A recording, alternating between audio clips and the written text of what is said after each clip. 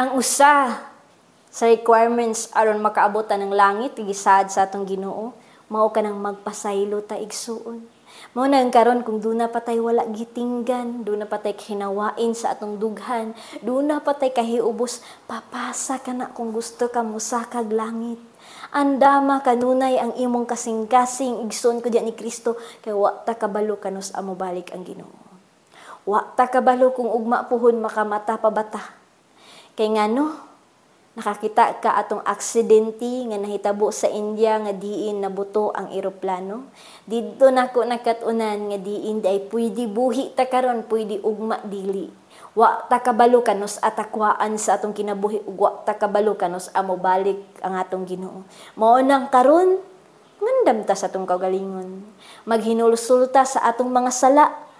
Mangumpisal ta mangayo tagpasaylo sa Ginoo matag gabii sa atong kinabuhi, mangayo tagpasaylo nga nabuhat nato anang adlaw sa matag simba nato sa adlaw nga Domingo, ihalad nato ang santos nga misa sa kapasayloan sa atong mga sala.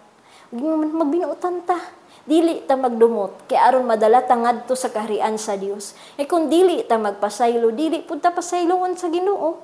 Kay unsa ang imong gihatag sa imong isig ka tawo, ihatag sabna sa Ginoo nga na kanimo.